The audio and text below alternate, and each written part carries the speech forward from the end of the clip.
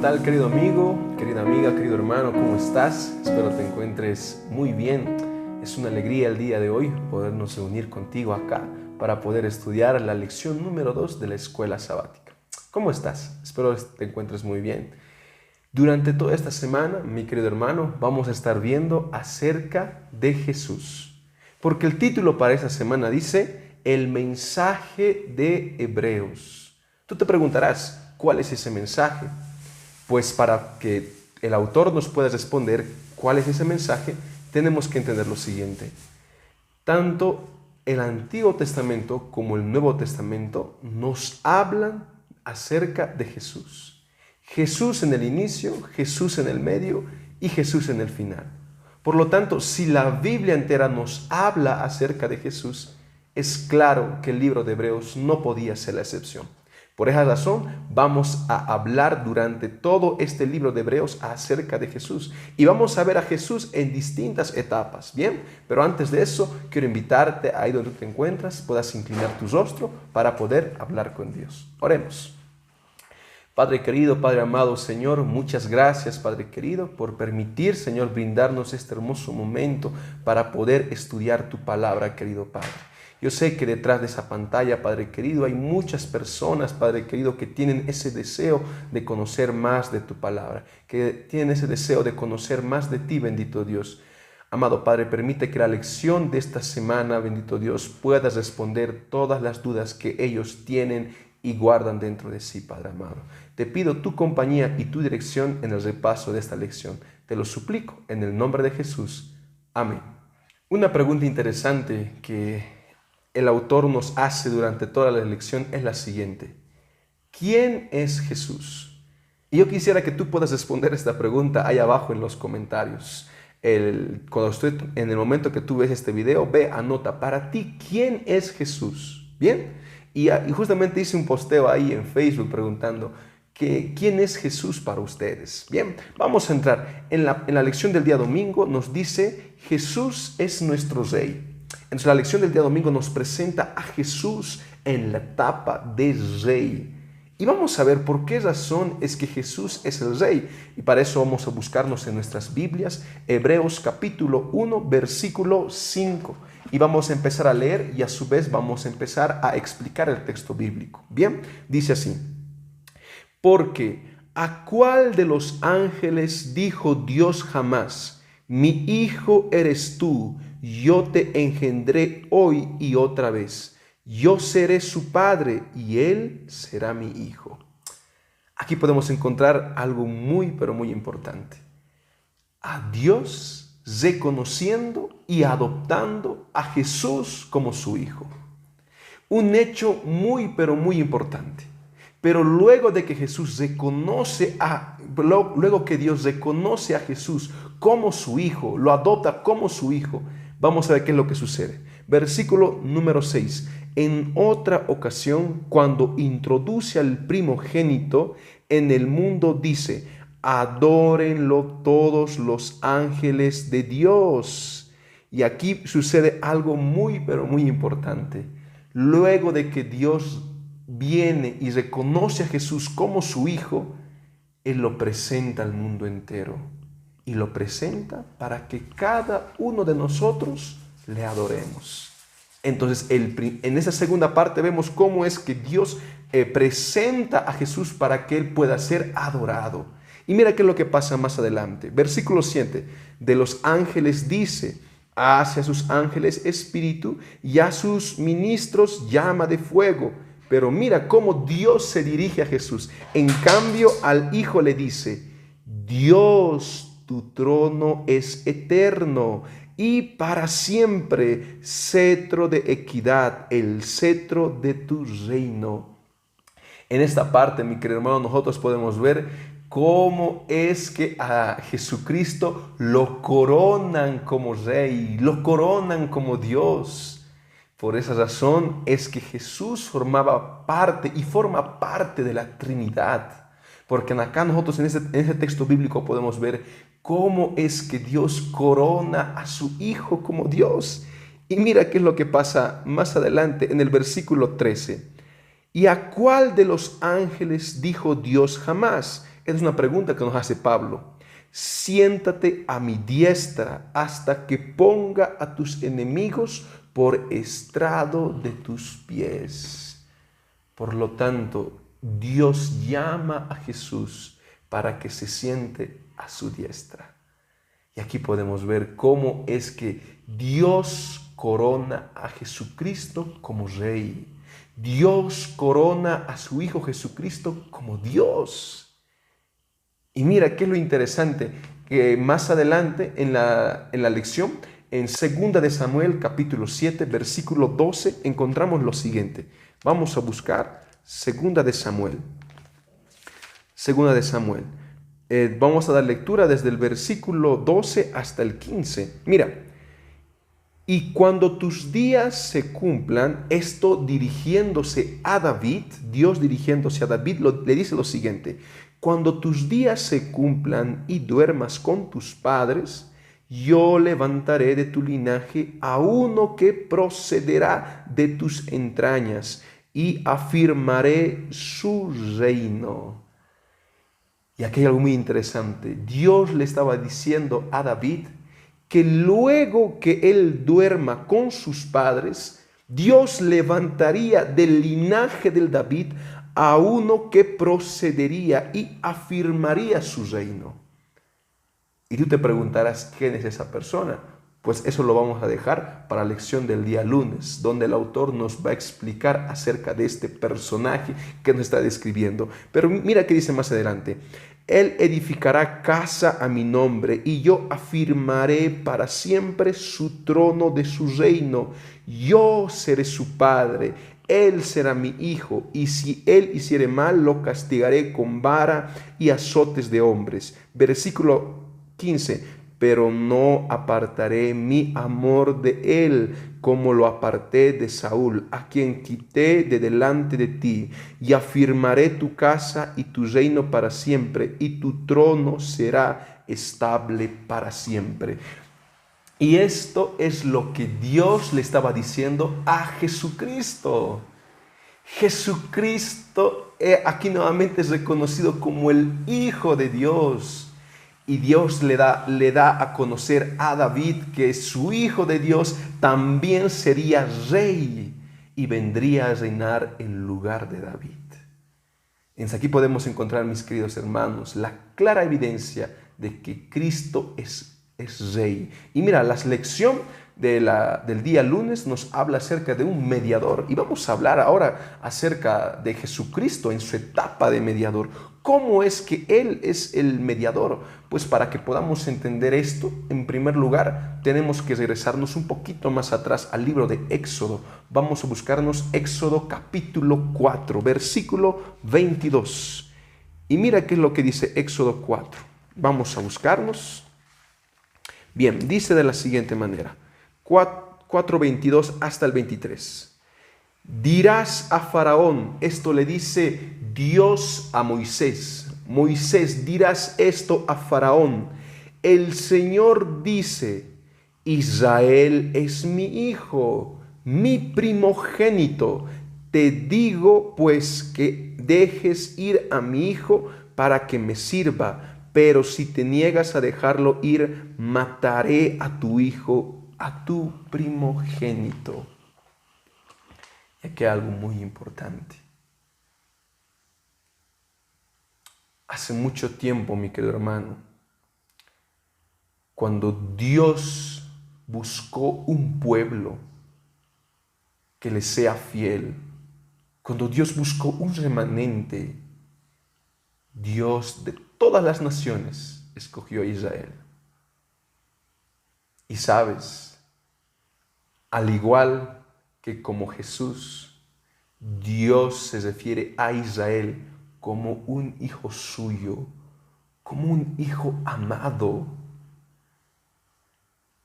Y Dios amaba tanto, pero tanto a su pueblo, que hizo de todo para que su pueblo pueda vivir feliz. Pero ¿sabes cuál es la tragedia del ser humano?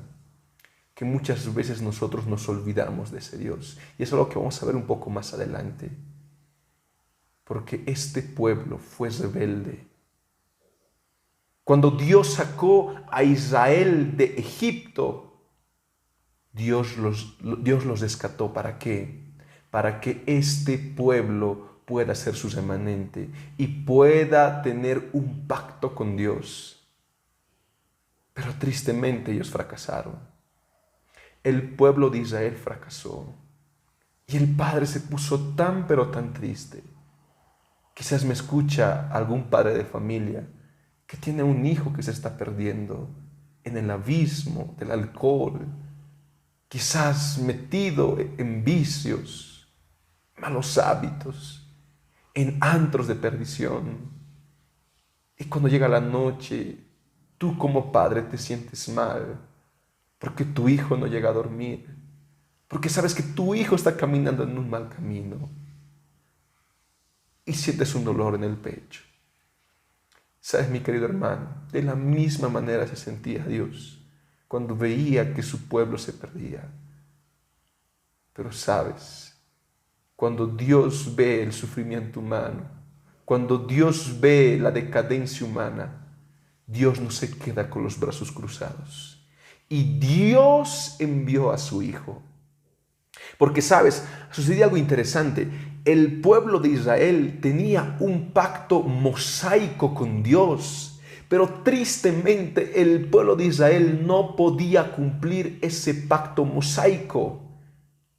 Por lo tanto, ahora Dios manda a su Hijo, y su Hijo es el mediador de un nuevo pacto. Su Hijo es el que cumple este nuevo pacto, porque Jesucristo, estando en esta tierra, no pecó, no fue hallado con ninguna mancha de pecado. Él fue amoral, separado, inmaculado. En Jesucristo no se encontró ni una mancha de pecado. Y te digo más, mi querido hermano, es a través de Cristo que nosotros participamos de un nuevo pacto. Porque el pacto mosaico no podía seguir avanzando más, porque el ser humano no podía cumplir ese pacto. Pero con Cristo, mi querido hermano, es distinto. Porque lo que un pueblo no podía hacer, un hombre sí pudo hacer. Y este hombre vino a representar a este pueblo de Israel. Por esa razón aquí lo llama primogénito a Israel. Y en el texto que acabamos de dar lectura también llama a Cristo como su primogénito. Mi querido hermano, cuando Satanás venga a tu vida, venga a tu oído y te diga, tú ya estás perdido, tú ya no tienes salida, Cristo ya no puede recibirte. Cuando tú escuches esa voz que te habla a tu corazón, tú no oigas ni escuches esa voz, porque tú eres como un trapo de inmundicia. Tu justicia es de esa manera. Tus obras no consiguen nada. Por eso Pablo dice, no hay santo ni siquiera uno. Pero con Cristo el panorama es distinto. Porque Cristo sí pudo guardar aquello que nosotros no podemos. Por esa razón, cada que tú puedas, busca ese Cristo, afésate de Él y no te sueltes de su mano. La lección del día martes nos dice que Cristo es nuestro defensor. ¿Y sabes en qué momento es que Cristo se torna como nuestro defensor? Y es lo que vamos a ver en esta parte. Para eso vamos a buscarnos en el libro de Primera de Samuel, capítulo 8. ¿Bien?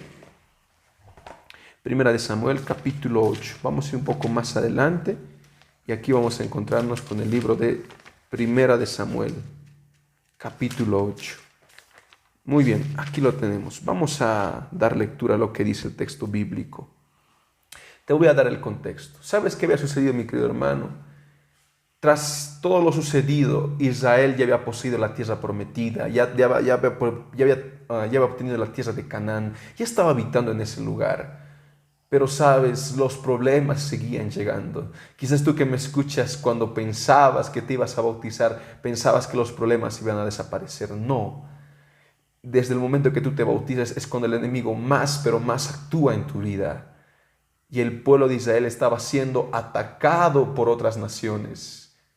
Y mira, es en ese contexto que ellos empezaron a mirar a otras naciones, y ese es el error que podemos cometer nosotros, querernos comparar con personas ajenas a nosotros. Porque ellos miraban a otras naciones que tenían sus reyes, que tenían a sus gobernantes, y sus gobernantes peleaban por ellos, peleaban con ellos, y ellos empezaron a anhelar lo mismo. Y un día ellos fueron al profeta Samuel y le dijeron: queremos tener un rey. Y mira qué es lo que le dijeron ellos a Samuel. Versículo 19 de Primera de Samuel, capítulo 8, dice así: pero el pueblo no quiso oír la voz de Samuel. Antes dijeron: no importa, haya un rey sobre nosotros y seremos como todas las naciones. Nuestro rey nos gobernará, saldrá ante nosotros y combatirá. Sabes, mi querido hermano, voy a empezar a decirte lo siguiente, y hace un momento lo dije: la mayor tragedia del ser humano es que se olvida de Dios. Es que momentos de felicidad, de alegría, nos olvidamos de Dios. Y lo peor que te puede pasar, por el lado contrario, es que en tus momentos de luchas y de tragedias tú también te olvides de Dios y quieras solucionar las cosas con tus manos.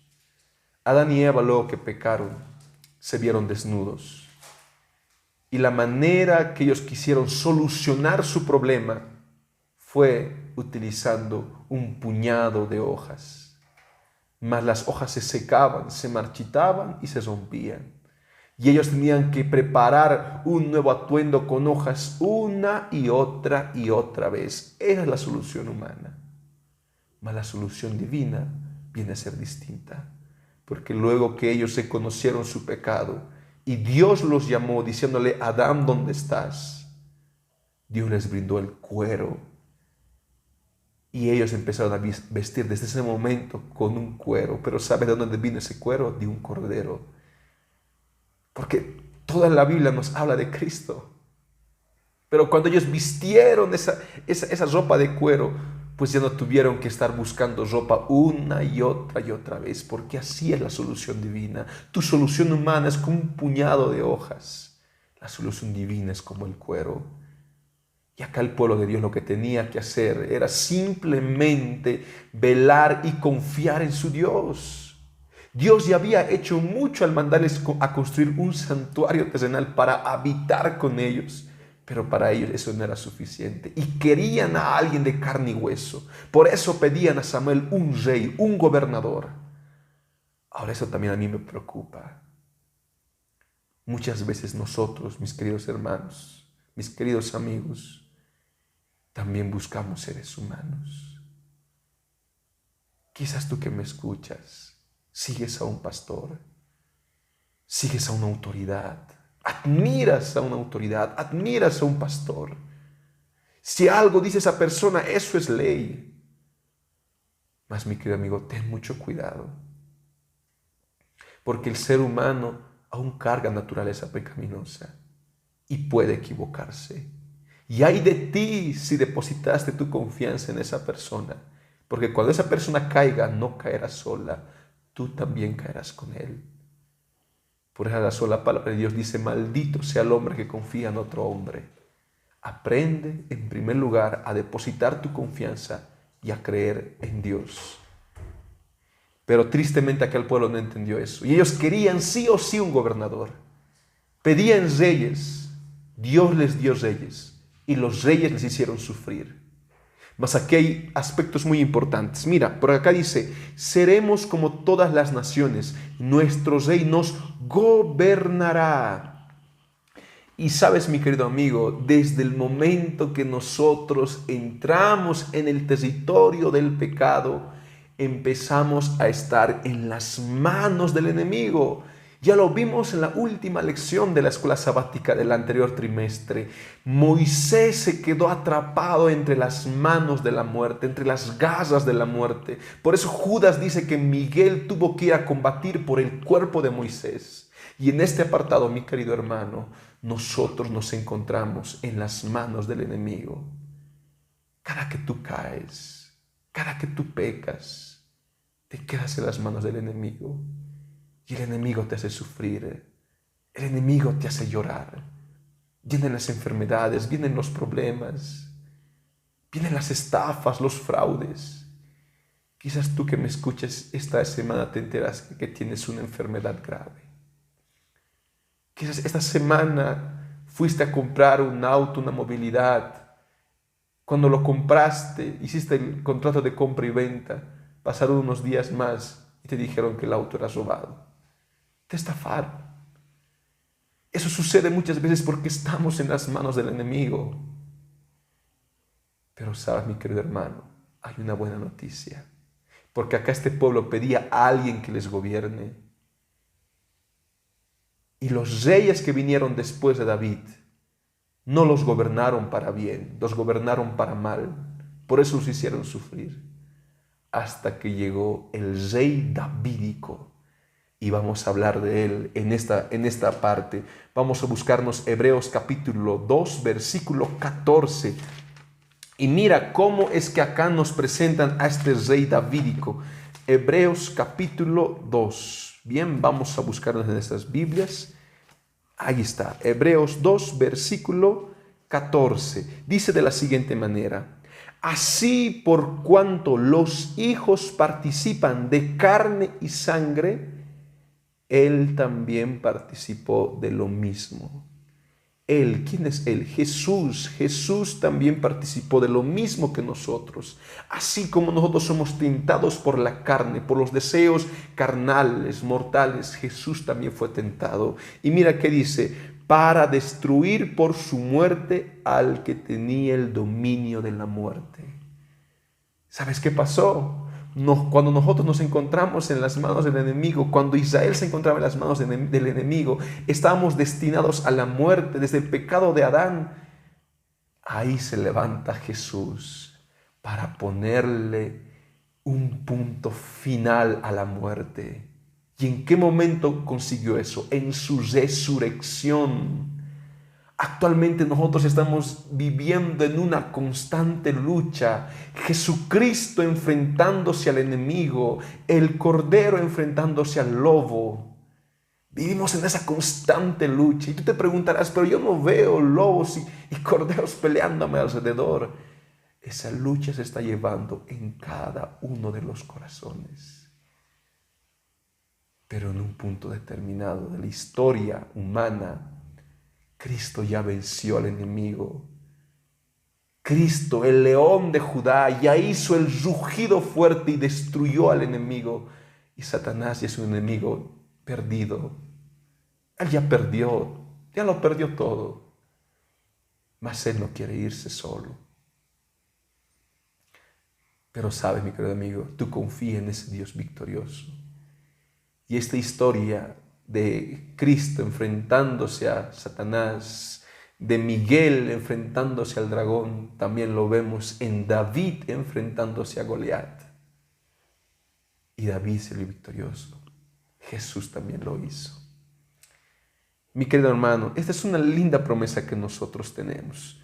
Mas mira, ¿qué es lo que nos describe Isaías 59:15? Hablando justamente acerca de este gobernador. Vamos a buscarnos Isaías 59:15. Dice de la siguiente manera. Voy a dar lectura el versículo 17. Hablando acerca de Dios, dice: Dios se vistió de justicia como de coraza y coloca sobre su cabeza el yelmo de la salvación. Se vistió de ropa de venganza y se cubrió de celo como de manto. Se vistió de justicia. Acá nos está mostrando a Cristo vestido de justicia, vestido con el yelmo de la salvación. Porque si hay alguien a través del cual tú alcanzas la salvación, es a través de Cristo. Y Cristo acá nos describen con su armadura. Y como te dije, mi querido hermano, el pueblo de Israel buscaba a un rey que saliera a pelear sus batallas. Y Cristo fue ese rey que salió a combatir nuestras batallas, ahí en la cruz del Calvario. ¿Mas sabes por qué el pueblo de Israel no lo aceptó a Jesús cuando estaba en esta tierra? Porque ellos buscaban un gobernador político. Pero Jesucristo no fue un gobernante político. Él fue un gobernante espiritual. Ellos buscaban ser liberados del yugo romano, pero Cristo vino a salvarlos del yugo del pecado. Mas sabes, mi querido hermano, esta misma guerra que nosotros vemos del bien y del mal, Pablo nos lo aclara mejor en Efesios 6. Y en Efesios 6 nos dice que nosotros también somos partícipes de esa batalla. Y ahí Pablo nos indica que debemos ponernos la armadura de Dios. Mi querido hermano, si tú quieres salir al campo de batalla con Jesús, al igual que Jesús, ponte la armadura de Dios. Y sabes qué es lo hermoso de esta parte, es que tú no combatirás solo. En las épocas de las guerras de aquel entonces, el ejército enemigo venía a enfrentarse con el ejército del frente. Y de ambos ejércitos salían los reyes. Y el rey encabezaba a todo el ejército, a todo el pelotón. Mi querido hermano, sucede lo mismo con Cristo. Cristo es el rey que sale en tu delante, en tu defensa. Tú te quedas atrás combatiendo, pero quien da el primer golpe es Cristo. Por lo tanto, confía en ese Dios. Vamos a seguir hablando y la lección del día miércoles, ya casi finalizando, nos habla acerca de Jesús. Y ahora nos dice que Jesús es nuestro sumo sacerdote. Y vamos a ver en qué parte de la Biblia podemos encontrar eso. Para eso vamos a buscarnos Levítico 1, donde nos habla más claramente acerca de los sumos sacerdotes en el Antiguo Testamento. Vamos a buscarnos Levítico capítulo 1. Bien, aquí yo ya lo tengo y voy a empezar a dar lectura. Bien, aquí está. Levítico capítulo 1. Muy bien, querido hermano. Vamos a ver qué es lo que nos dice el autor. Hablando acerca de los sacerdotes, dice así: Di a los israelitas, cuando alguno de vosotros traiga ofrenda al Señor, la ofrecerá de ovejas o vacas. Si esa ofrenda es vacuna, será macho sin defecto. Si su voluntad la ofrecerá a la entrada de la tienda de reunión ante el Señor, pondrá su mano sobre la cabeza de la víctima y el Señor la aceptará para expiarlo. Entonces degollará el becerro en presencia del Señor. Y aquí entra el papel del sacerdote. Y los sacerdotes, hijos de Aarón, ofrecerán la sangre y rociarán con ella alrededor del altar que está a la entrada de la tienda de la reunión.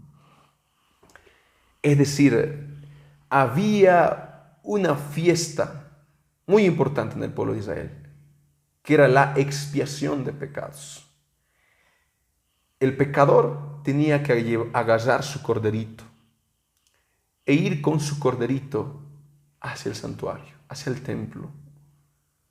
Y cuando llegaba ahí, el pecador ponía la mano sobre el corderito y empezaba a confesar todos sus pecados. Simbólicamente transfería todos sus pecados a ese inocente corderito, blanco, sin ninguna mancha. Y luego que el corderito recibía todos esos pecados, venía el pecador, agarraba una daga y le clavaba, le asesinaba. Ese cordero, mi querido hermano, es Jesucristo.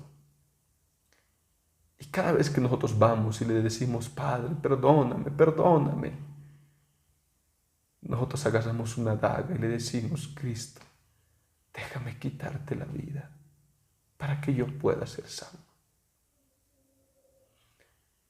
Mas sabes, mi querido hermano, acá la historia nos dice que para que el sacrificio pudiera llegar a Cristo necesitaba un mediador. Perdón, para que el sacrificio llegara del pecador a Dios era necesario un mediador. Y ese mediador eran los sacerdotes. Los sacerdotes agarraban el animal degollado y empezaban a rociar con la sangre todo el lugar. Y ese mismo mediador, mi querido hermano, también es Cristo. Y mira, Cristo es el Cordero que muere por nosotros. Y no conforme con eso, también es el sacerdote que empieza a mediar por nuestros pecados. Porque eso es justamente lo que nos dice Hechos capítulo 5, versículo 1. Y vamos a dar lectura. Mira qué es lo que dice Hebreos capítulo 5, perdón. Hebreos 5 nos dice de la siguiente manera. 5, 1 al 5, dice así: todo sumo sacerdote es elegido entre los hombres y constituido a favor de ellos para presentar ante Dios ofrendas y sacrificio por los pecados. Debe poder compadecerse de los ignorantes y extraviados, puesto que él también está rodeado de flaquezas. El sacerdote humano tenía flaquezas como nosotros. Él también cargaba una naturaleza pecaminosa. Por eso, antes de ser el mediador, antes de expiar el pecado del pueblo, él también tenía que hacer su debido sacrificio para limpiar sus pecados. Pero mira qué es lo que sucede. Por lo cual debe ofrecerse sacrificio por sus propios pecados y por los pecados del pueblo. Versículo 4. Nadie toma para sí esa honra, sino el que es llamado por Dios, como lo fue Aarón. Aarón fue llamado por Dios para poder ser sacerdote y para que sus descendientes puedan ser sacerdotes. Pero mira qué es lo que pasó con Cristo. Versículo 5. Tampoco Cristo se confirió a sí mismo la dignidad de ser sumo sacerdote, sino que se la confirió Dios, quien le dijo: tú eres mi hijo, yo te engendré hoy. Y ya lo vimos en la primera parte. Al ser Cristo el Hijo de Dios, Dios lo corona como rey, Dios lo corona como mediador, Dios lo corona como defensor de su pueblo, como león de Judá. Y fuera de todo eso, mi querido hermano, Dios también lo corona como sacerdote. Y mira qué es lo que dice el versículo 6. Como también dice en otro lugar: tú eres sacerdote para siempre, según el orden de Melquisedec. ¿Tú te acuerdas de la historia de Melquisedec? El sacerdote de Salem. Y eso fue antes de Aarón. Jesús no viene a ser sacerdote de la mano, de la descendencia de Aarón. Jesucristo es descendiente de David. Y David era rey. Pero Jesucristo fue constituido como sacerdote por Dios y por Melquisedec. Sabes, mi querido hermano, hay gente tan linda. Tal vez tú que me miras te preguntarás: pero ¿qué tiene que ver esto de ser un sacerdote? Tiene que ver mucho, mi querido hermano. Y es lo que te estaba explicando hace un momento. Porque eres el mediador, el intercesor de nosotros. Tiene mucho que ver que Jesucristo sea nuestro sacerdote. ¿Sabes por qué también? Porque cada vez que nosotros nos arrodillamos y arrojamos una oración en el nombre de Jesús, pues esa oración llega hasta el Padre. Para que el sacrificio del pueblo de Israel pudiera llegar a Dios, necesitaban a un sacerdote. Para que nuestros pedidos puedan llegar hasta Dios, necesitamos de un sacerdote. Y ese es Jesucristo. Y con esta última parte acabamos, mi querido hermano, hablando justamente acerca de que Jesús también es el mediador de un nuevo pacto. Y vamos a ver en qué parte de la Biblia nos encontramos con eso. Hebreos capítulo 8, versículo 8. Vamos a leer. Ya estamos finalizando, mi querido hermano. Hebreos 8, versículo 8, dice de la siguiente manera: pero Dios, reprendiéndolos, dijo: vienen días, dice el Señor, en que haré con la casa de Israel y con la casa de Judá un nuevo pacto. Y acá nos introducen el término de un nuevo pacto, no como el pacto que hice con sus padres el día que los tomé por la mano para sacarlos de Egipto. Está hablando acerca del pacto mosaico, de las leyes mosaicas, de las leyes ceremoniales, esa liturgia de llevar el cordero para ser sacrificado, todas esas leyes ceremoniales. No como ese pacto, dice, porque ellos no permanecieron en mi pacto y me desentendí de ellos, dice el Señor. Versículo 10, este es el pacto que haré con la casa de Israel después de esos días, dice el Señor. Pondré mis leyes en la mente de ellos, las escribiré en sus corazones y seré su Dios y ellos serán mi pueblo. Qué hermoso, mi querido hermano. El antiguo pacto, las leyes mosaicas, fueron clavadas en la cruz. Por esa razón, luego que Cristo murió en la cruz, el velo del templo se rasgó, se partió en dos. Porque en ese momento el santuario terrenal dejaba de funcionar, dejaba de tener poder en esta tierra. Y toda esa autoridad pasó al santuario celestial. Y sabes, mi querido hermano, en este nuevo pacto es Cristo quien empieza a actuar como mediador por nosotros, pero por el pacto. Ya no mediador por nosotros, sino mediador de este nuevo pacto. Porque como te decía al principio, mi querido hermano, tú puedes ser un hombre perdido, tú puedes ser un hombre intransigente, tú puedes ser un hombre pecador, un hombre soberbio. Quizás los hijos no te quieren, quizás tu esposa no te quiere. Tú puedes ser un hombre malo, pero con Cristo tú eres justificado, porque Cristo es el mediador de ese nuevo pacto. Con esto, mi querido hermano, no te digo que tú sigas en ese camino. Levántate. Eso que tú estás haciendo no solo te está lastimando a ti, te está lastimando a tus seres queridos. Pero levántate y ve a los pies de Cristo.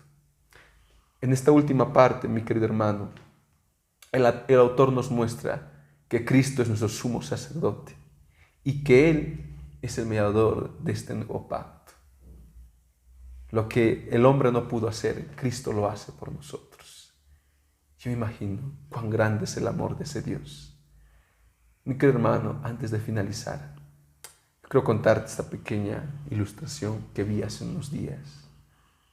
Había un padre que tenía un hijo. El padre trabajaba en una estación de ferrocarril, de trenes. Tenía una hora específica en la cual el padre tenía que mover la palanca para que los rieles cambiasen y el tren pudiera pasar y no se desviase, ni se chocase. Pero un día sucedió algo interesante. Ese padre tardó en llegar a la estación y el hijo se encontraba presente en esa estación de trenes. El hijo, al ver que el padre no llegaba y que el tren podía sufrir un accidente, el hijo empezó a bajar al lugar donde se encontraba la palanca para moverla. Cuando el pequeño logró mover la palanca, él quedó trabado.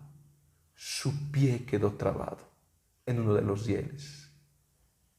El pobre muchacho estaba encerrado. En ese momento, el padre llegó y al darse cuenta que su hijo no estaba, empezó a buscar y no lo encontraba. Cuando finalmente se dio cuenta que su hijo se encontraba atrapado en los rieles de ese tren, quiso sacarlo, pero no supo cómo, porque si él movía la palanca, todos del tren iban a morir. Pero por otro lado, si él permitía que el tren siga el transcurso, el tren iba a degollar, a pisar a su hijo. El padre no supo qué hacer y en su desesperación permitió que todas las personas de ese tren vivieran y solamente su hijo muriese. Cuando el momento llegó, ese hombre rompió en llanto. El tren llegó a la estación, pisó a su hijo, lo pasó por encima y todas las personas empezaron a bajar del tren riendo, felices, contentos. Nadie podía ver el dolor que sentía ese padre por haber permitido que su hijo muriese. ¿Sabes, mi querido hermano? Ese padre es Dios y ese hijo es Cristo. Dios permitió que su hijo muriese porque nos amaba a cada uno de nosotros. Por esa razón, mi querido hermano, se conoce a ese Cristo que te ama, a ese Dios de amor. Porque aparte de eso, Cristo aún sigue ofreciendo su propia sangre por nosotros. ¿Sabes cuál es la diferencia con la historia de Dios? Que para aquel padre del tren, ese suceso fue un accidente. Mas la muerte de Cristo fue una muerte propositada. Fue algo calculado. No fue un accidente. Mi querido hermano, durante todo este trimestre vamos a hablar acerca de Jesús, pero en el libro de Hebreos. Yo te invito a seguir acompañándonos durante cada lección que nos espera más adelante. Un abrazo, que tengas un hermoso resto de jornada y un feliz sábado. Dios te bendiga enormemente. Hasta luego.